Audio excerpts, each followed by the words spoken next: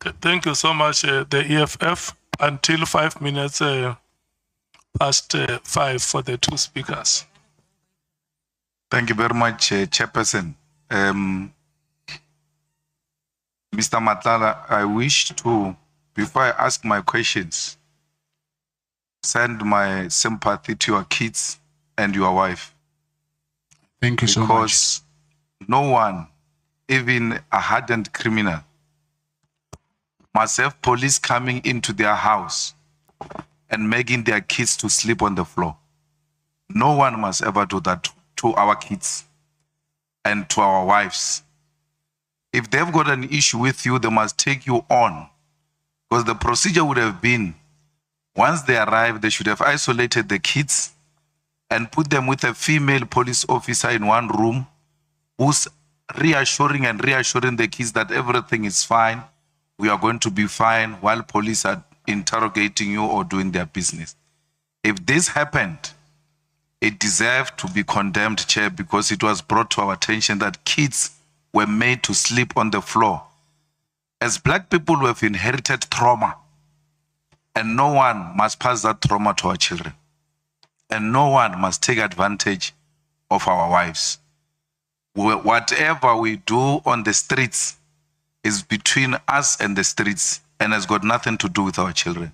And police must understand that wherever they are, that no one must ever take advantage of young kids. How do you put a child on the floor and point a child with a firearm?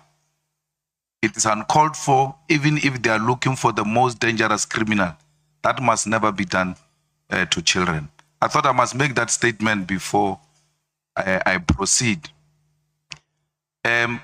Matlala, just tell me your place of birth. I was born in Seshego, but in Pietersburg Hospital, Provincial Hospital. Where were you born? I was born in Mamelodi. Yeah, which hospital? It's no longer there. They used to call it a nursing home, but it's no longer there. Do you have a birth certificate from there? Yes, I do have. And then the primary school you went to? It is called Uwani Primary School. Who was the principal there? Principal, it was Serudu. And then were you baptized? No, I was never baptized. And then high school? You said it yesterday. Leshabile High School. Who was the principal there? Ngwe, Mr. Ngwe. After high school, you didn't proceed to tertiary education? No, I didn't. And then you never worked in any formal employment or? No, I never had any formal employment. So from high school, that's when you engaged in informal trading? Yes, I will say before even high school, my mother disappeared on me, and then I had to raise myself. I was actually a street kid. So I grew up in the street for a very long time. So I just realized after when I grew up that my mother passed away, but she was an albino. And I heard later that she was raped because there was this myth that if you can rape an albino and then you can get cured for whatever. And then that thing traumatized her a lot that she disappeared. And when I found her, she was terminally ill. And then I think it was 2002 when I found her through a friend. It was very late and then she passed on. But all along, I was a street kid. I'm sorry to hear that. Now, Dlamenis have got some roots in Swaziland. Yes. And you said to us your grandmother is from, is a Dlamini. Yes. Did they have a place in Swaziland, or was she originally from there? No, KZN. So you don't have any relative or any association, none whatsoever, with some people in Swaziland? No, I don't have. So when you travel to Swaziland now, what were you traveling for? What purpose? It was I was invited to the king's birthday. Oh, so you know the king? And the queen mother. Yes. But I was invited by the Queen Mother. oh, so you know the Queen Mother. Yeah, but it was the birthday of the king. But I went there Through the Queen Mother. Yes. You were a guest of a Queen Mother. Yes. So this ID that has got your picture and the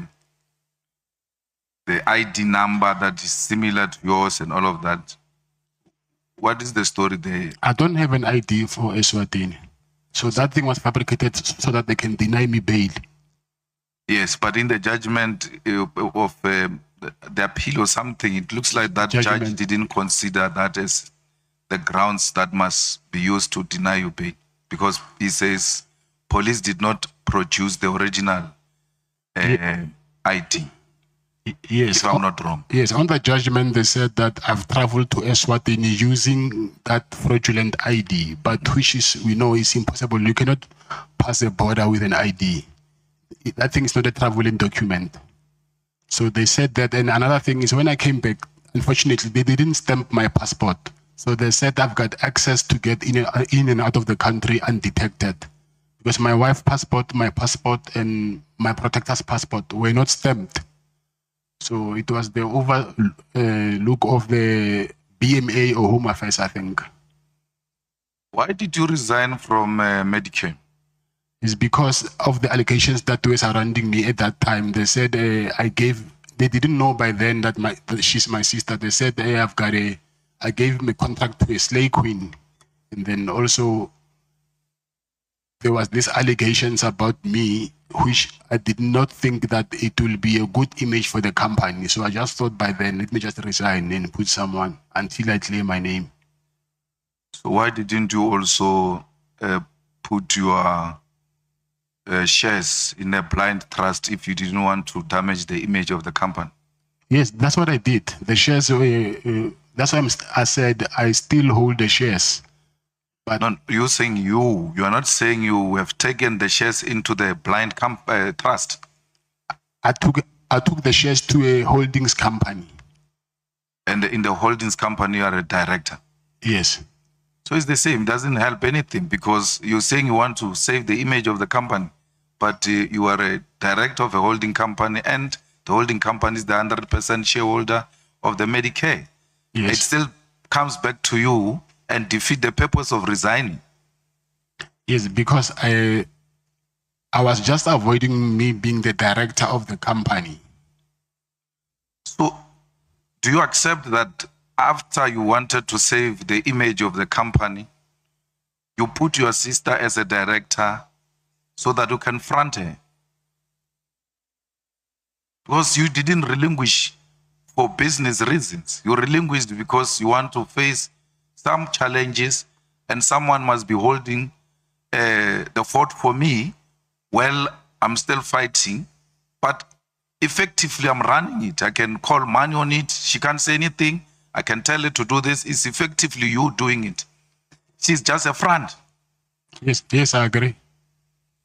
And you think it's an acceptable thing to make an African woman a front? No, she's my sister, so it's not like I was using her.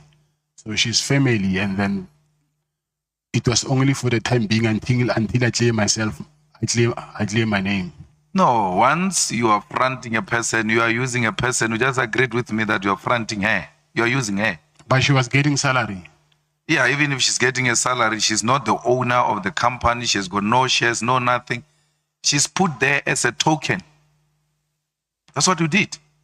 And in the empowerment of women, it defeats the whole purpose, because if she walks around with the image of a person who has got a tender of 360 million and therefore does not need any kind of empowerment or an assistance, because she's got all this tender to herself.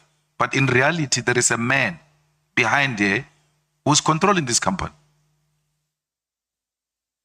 Do you accept that is wrong? Yes, I accept that is wrong. Mr. Matlala, how does the cell phone goes, your cell phone, you see this one? Yesterday I left with this honorable member to a meeting. And when we were on a podium, I left to a bathroom and I left my phone. When I came back, she said, I was extremely shocked that you left your phone, because you go everywhere with your phone.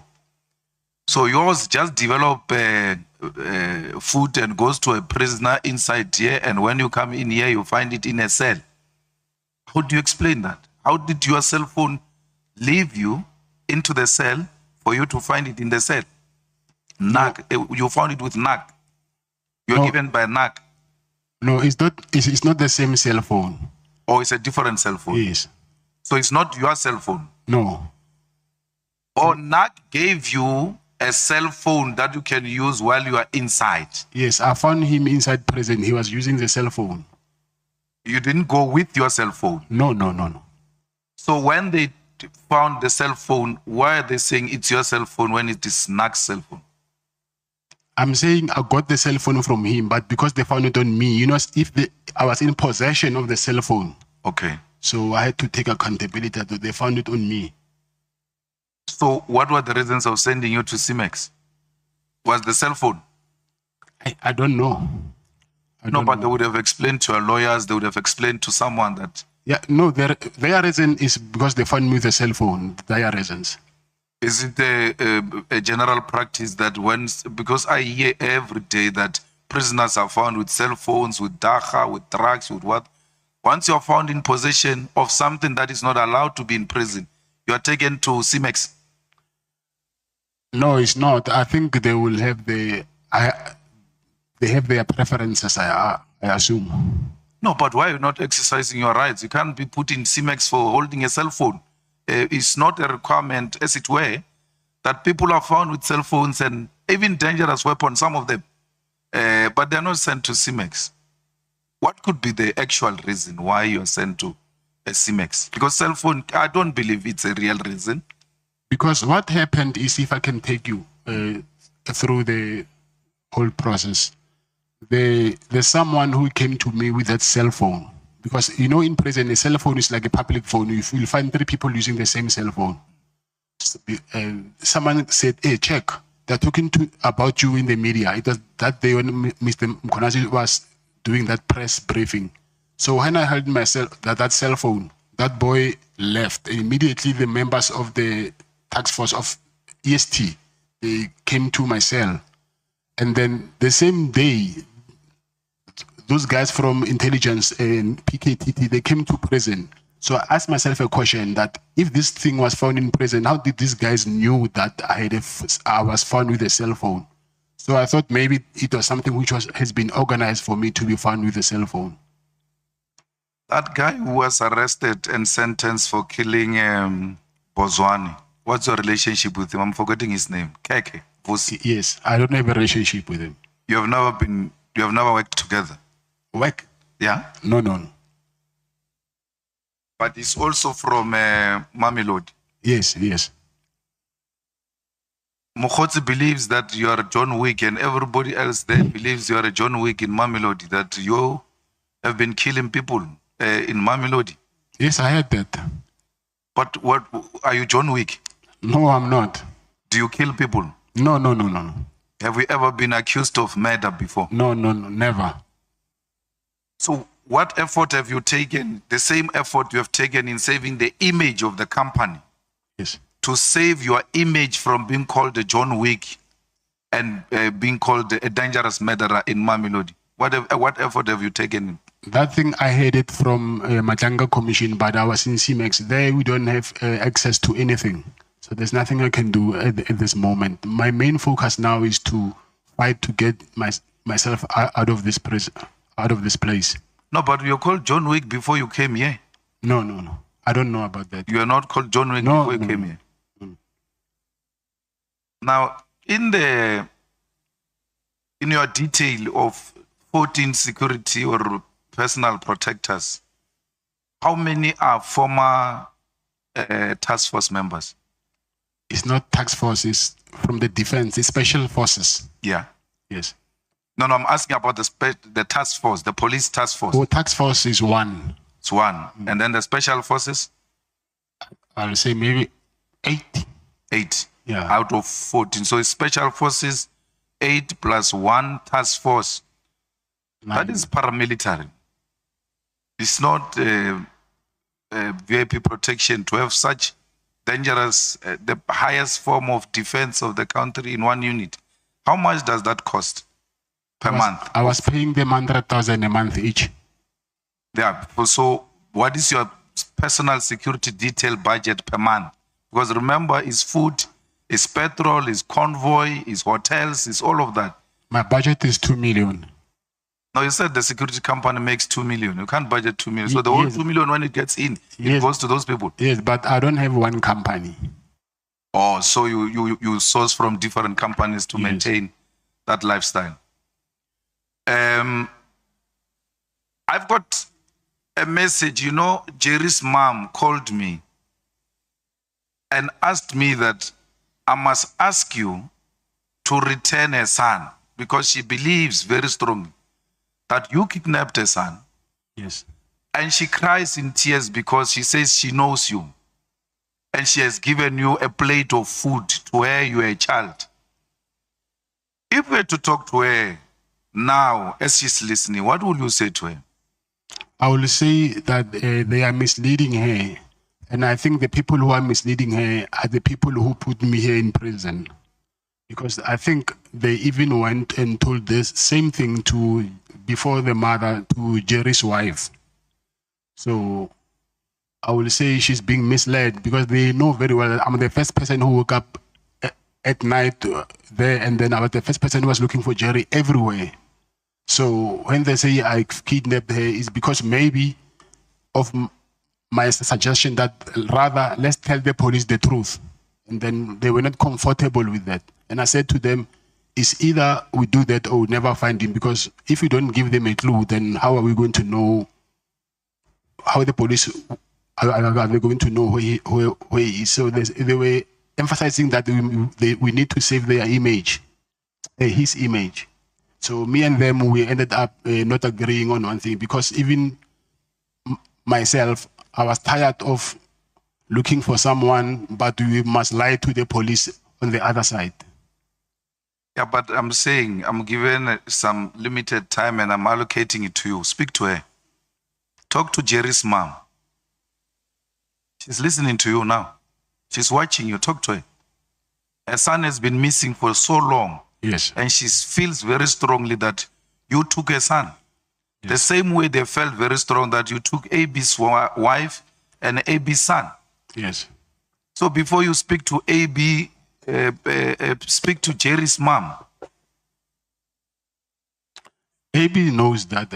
I think wherever he knows that thing he knows very well that I've never. No, leave AB. I'm saying, yes. AB, Jerry's mom is watching. Talk to her. I will say, Mama, you know very well me and your son. We are very, very, very close friends.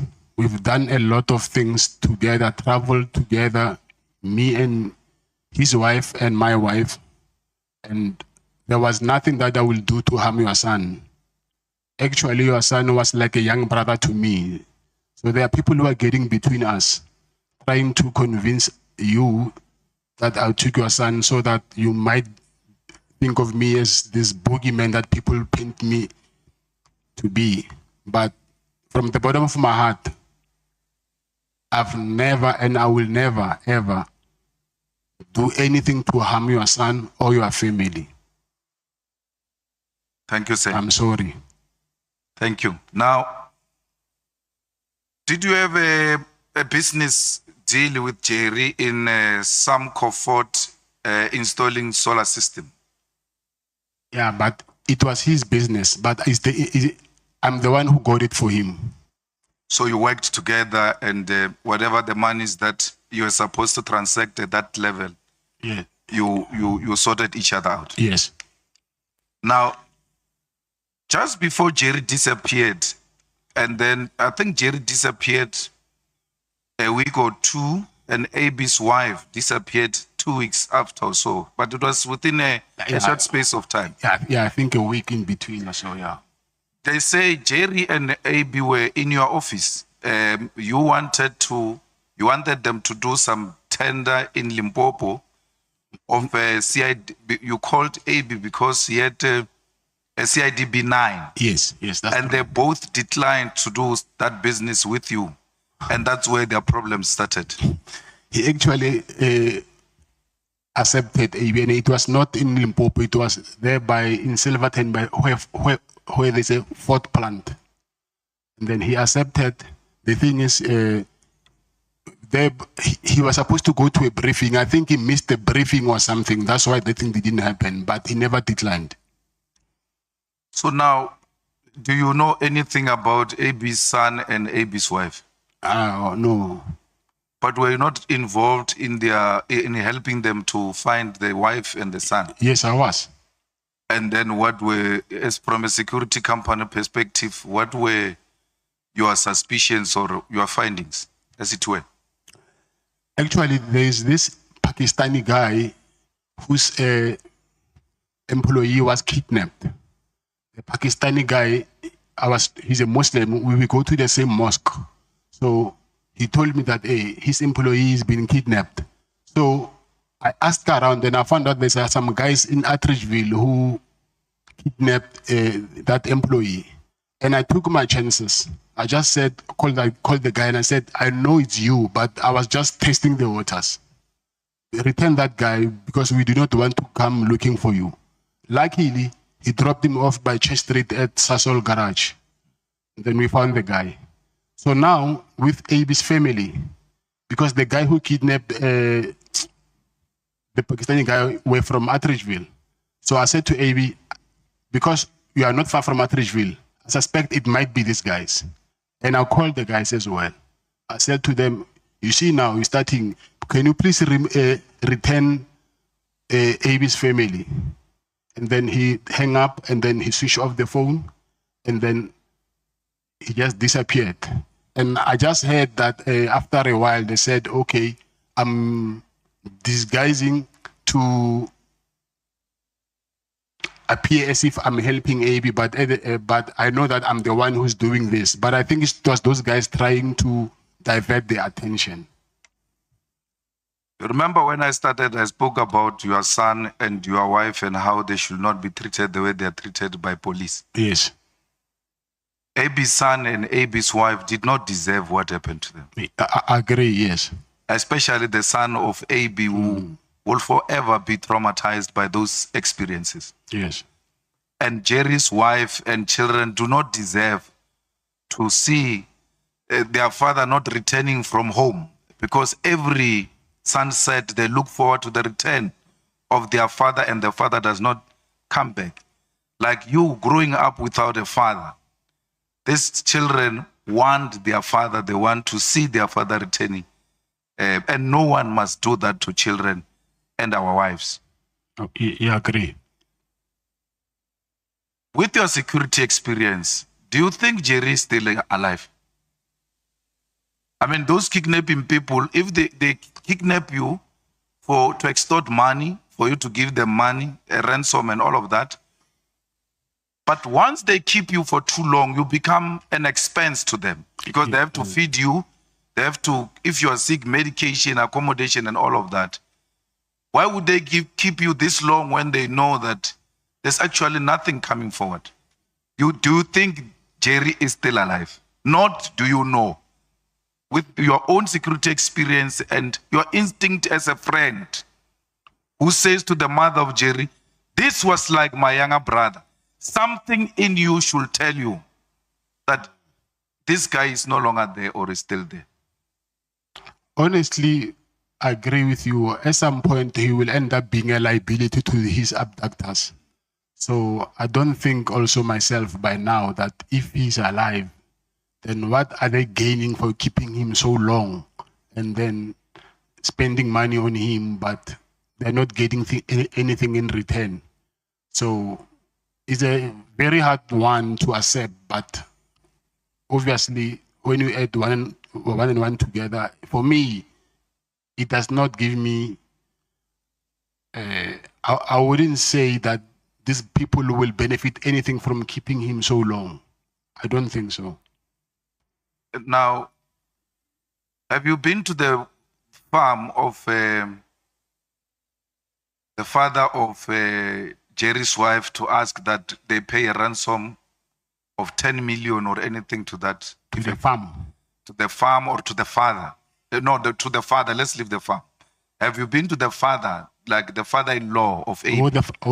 Jerry's father-in-law. Yeah. I mean, Jerry's father-in-law. Yeah. Have you been there and asked that they pay some ransom to these people? No, I've been there, but not to say to pay ransom. Yeah, but what were the discussion between you and the father-in-law? Because the story now is Jerry has kidnapped himself because he wants to extort 10 million from the father-in-law. And to a particular extent, you went to say to the father-in-law, please pay something, because it looks like the father-in-law is well off. He's not well off, but that's what they're saying. So actually, I volunteered to pay 5 million myself. And I said, if you guys can raise 5 million, I'll pay 5 million myself so that we can get him. So I went there to speak to his father-in-law and say, listen, let's go 50-50. I can pay 5 and you pay 5. And he said, if they kidnap me, you must tell them that they must kill me. I will never pay any money. Speak to the Jerry's kidnappers, your younger brother, and plead with them. For sure they are listening. They knew we were coming to speak to you. If you're to speak to their conscience, what were you going to say? I will say, what we need now is closure. So whether they have them, they must just release him because he's diabetic. So I don't think wherever he is, he's in a good health. And also, if they did something to him still, let them give us a sign somewhere to at least have a closure to know, because it's not nice every day sleeping, not knowing what happened to your brother, your father, your son. So what can at least comfort us now is closure, whatever it is. So at least we can know going forward what to do. Thanks. Julius Malema, what is the story there? You installed the blue lights he installed the blue lights in the cars that are owned by your security company. I donated cars to his to EMPD, to him. So they took them over? Yes. They were not belonging to you? No. But there was a News 24 article that showed a lady saying Mama Cat is taking his kids to school in style, and they were playing with blue lights like they are playing with yo-yo. Yes, I'm divorced with my first wife. So I was not in relationship with my first wife. And Mama Cat is the media saying that. It's not her saying Mama Cat. So she's living her life, and then I don't even, and those are not my cars. So my cars are BMWs. I think everybody knows. I use BMWs. So she's got cars also with blue lights, without your involvement.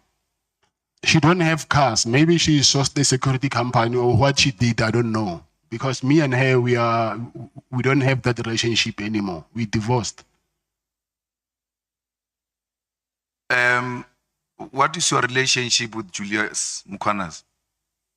Julius Malema, I will say,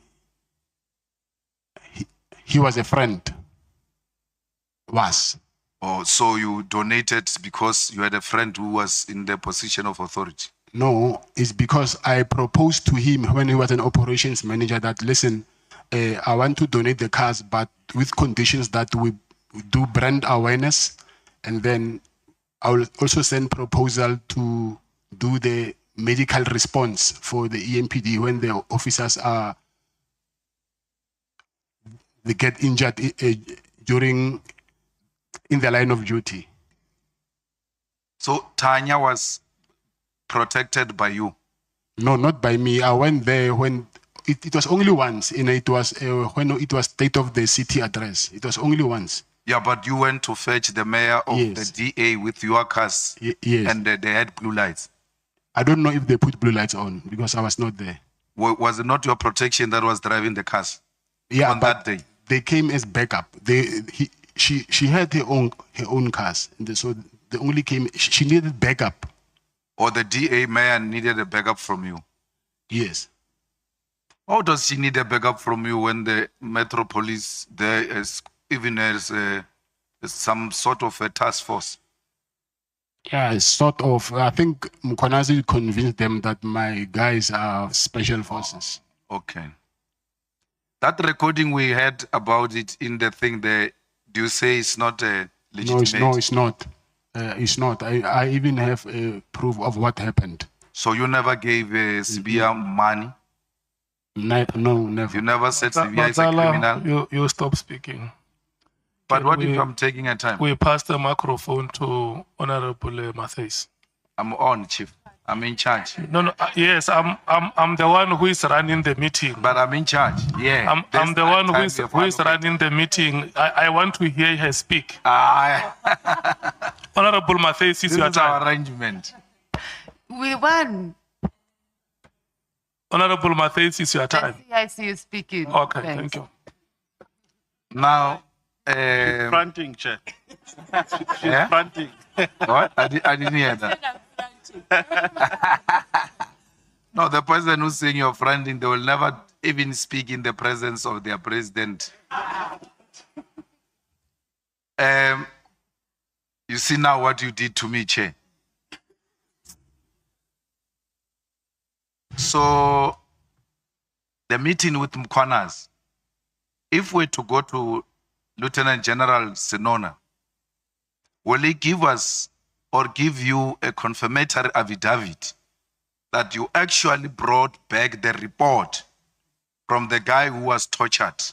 Because you said you didn't go back to Mkwanas. You actually told Senona that the guy has declined. Yes. Is Senona, the head of works in KZN, prepared to depose an affidavit to this committee confirming that we gave him that feedback and also confirming that he was part of the meeting where Mkwanas made those kind of requests to you? I think he will, but I've never spoke with him since I'm here, so I need to contact him, but I think he will. So why would Mkwanas think that you are the best person to talk to people who are accusing him of torture? Because he didn't know your relationship with those people. Yes, because of he found out that me and the guy, we are in the same estate. So he asked me first that if I know the guy in this estate, because he heard that I'm from Midstream as well. So, and it was Minister Begitele who arranged a meeting. Yes. And Minister Begitele is the one who said, Mkwanas can make these problems go away that you are confronted with. Yes. And to that effect, then arranged a meeting. When he arranged a meeting, were you present like the time he was calling Kumalo? No, I was not. And so how did Minister Kele know about your penthouse? You are meeting for the first time. He doesn't know you and all of that. Yeah. The next thing, there is penthouse staying there and all of that. How did it come up? It's the guy that he introduced me to him. He said, hey, this guy's got a nice penthouse.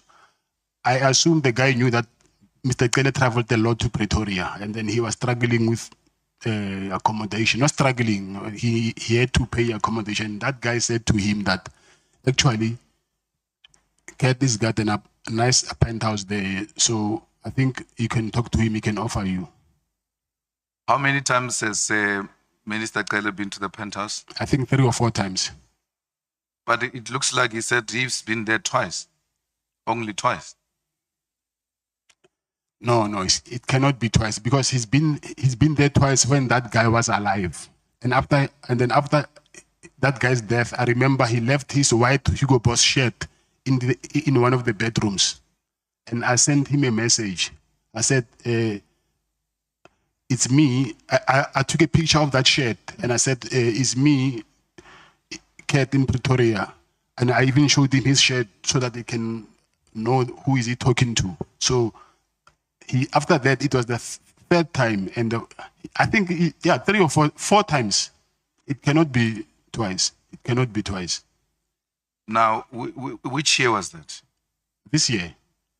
So, if you're to be released here and you go and ask as a resident or the owner of the penthouse there by whatever the place might be, you go and ask for the footage of all those days. Will we find those footage of more than twice? I think that will depend on the security. Sometimes the footage after a certain period gets deleted. So I don't know how long they keep the footage. As a security person, how long does it get deleted? Do you delete it or it automatically delete itself? It does. After 3 months, sometimes it does. And if it's a residential, you'll find after 2 weeks. So we will not find your CCTV coverage of you and Tele at the hotel in Durban, where you gave him 200,000 because you said you walked to the car, where the cars park normally in hotels. There are CCTV cameras for security purposes. Yes. Yeah. So you send your security, and then you walk with Tele to a red car, Yes. Jeep. You put the money in, and then he drives away. Yes. If we're to go and subpoena such a CCTV camera, will we find it? Yes. Yes, 100%. And then that day when I'm happy because you and Minister Tele are agreeing that you went to Durban to deliver the last, the other portion, the second last, I suppose. And then when you are there, your conscience said, no, this should stop. I'm not continuing with dishing out money. This is now amounting to abuse. And then you stopped. But he kept on calling you. So where you and him agrees that you were supposed to meet in Durban. Yes. That's why he gave you 20 calls. And you are saying, yes, I drove to Durban for purpose of giving him money. And that day, I took a decision, I'm no longer doing it anymore. And he gave you 20 missed calls. And we asked him, why did you call him so many times? He says, we were supposed to meet. Yes. So on the meeting part, you and him are agreeing. What we need an evidence of is this portion of the exchange. Even if it's not visible money, but as long as we see the Tele money from you, the Tele bag from you to his car, that's prima facie enough. So, did he really make those calls on that day when you decided, no more? I'm no longer answering his calls. My phone is, even now, is here with my legal team. His missed calls are still there. You can even see them now. And we need some, even if it's smaller evidence that demonstrate that you indeed exchanged money, because the problem is that Mabonga is dead. Yes. And the protector that went to fetch the Woolworths bag, is he still alive, and will he be prepared to dispose an affidavit that you send him in the presence of Minister Tele to go and fetch a bag? And obvious, if he's a personal protector, meaning a bodyguard, he will walk with you or behind you as you walk to the car with Minister Tele, and then you putting, will he give us some affidavit? Yes. Yes.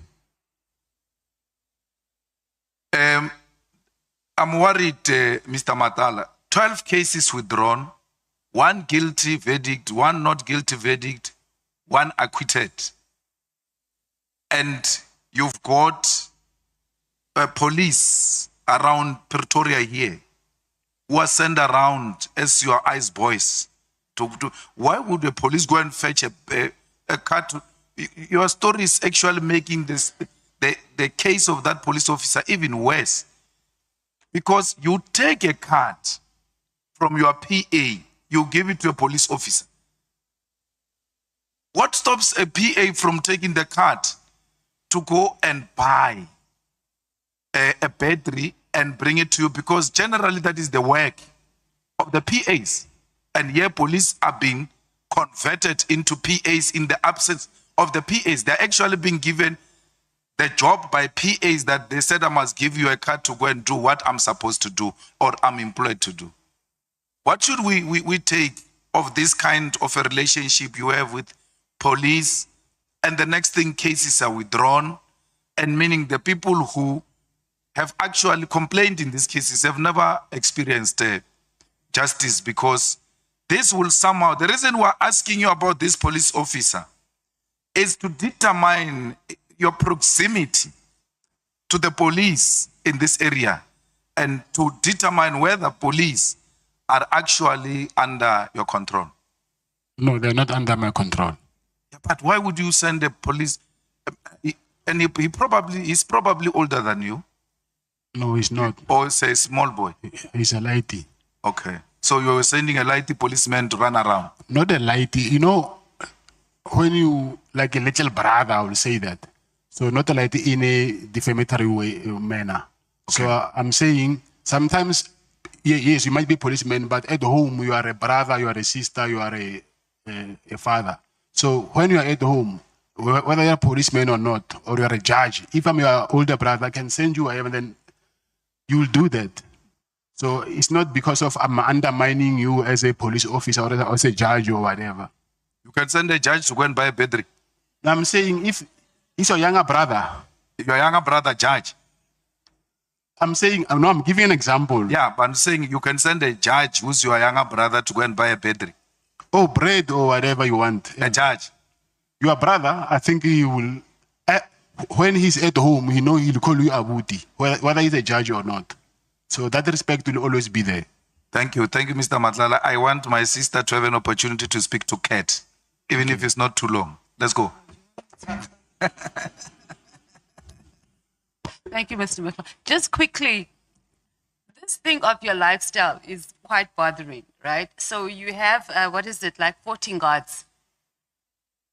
You have 14 guards, personal security. Yes. So President has said the expense that just comes with that, you said you've got like about 2 million that you generate from one of your security companies, but you also have other businesses. Your lifestyle is large. It's large. It's large. 14 guards a day going around. Just talk about the guards. Then you said you got 9 kids. I'm assuming most of them, if they're still at school, they all go into private school. I'm sure you live in a very huge flash. I'm just talking your lifestyle alone. Does not quantify the amount of income you're saying that you received from your legitimate businesses. So I don't think, and maybe you must talk to it, is that one of your best friends, you've said, is a producer of drugs. How is it that you're not part of selling drugs when your best friend is that? You've just spoken to his mother. His mother has even said he's given you a plate of food. How are you supporting your lifestyle? With my businesses. But there is proof in my bank statements where the money, you can trace where the money comes from. It's not like it's cash deposits from private people. So you can see that it's this company and then there's an invoice. So you can trace where the money comes from. So you'll be open to having a SIU investigation into your lifestyle to match? They're doing it now as we speak. Okay, so I guess we'll have to wait for that to come. This is also bothering me. So when you're going through passport, do you have special treatment? Because how is it that when you're going through border control, you don't know that passports are not stamped? It's not possible. I'm saying it's an oversight. No, it can't be. There's no way you're there by the passport control. So do you go to passport control or do you sit in the car and you have handlers go through, stamp the passports, and then they go through? Because you're there at border control. You sit there and you see, like, you'd know that your passport is not stamped. So, but it's not only my passport. I can... So that's why I'm asking. Yeah. Did you personally go through border control or did you have handlers do it for you and you were standing on the side? The car will park next to the office and then they'll want to see the faces. Obviously, I'm inside the car and then the BG will take all our passports and then the authority will come and then they want to see our faces first before they can compare with the passports. So they do that. So what happened, I really don't know. On both sides, both the South African border side and the Lesotho border side. No, it's only, they've noticed it on the 19th when I went to Eswatini, and when I came back, it does not show me coming back to South Africa. From whose side? Exiting or entering? Because you have to get to... Entering South Africa. I've never seen that. They stamp And I don't think which board did you use? Because I don't think you do it through Oshuk. Okay. And then this John Wick reputation that President was talking about. You've just explained on how you have that John Wick reputation, because when we were talking about the issue about at one of the kidnappings, you said you took chances and you called whoever this person was, I missed the name, and you said, Mr. you Matlala, don't want me to come for you. And the person was released. That's confirmation of John Wick. Thank you, Chair. Honorable members, we are coming back at 20 minutes past 5. If we can listen here. The next 5 speakers will last for 2 hours, 30 minutes. 2 hours, 45 minutes. So 20 past 5 when we come back is Honorable Bangazita.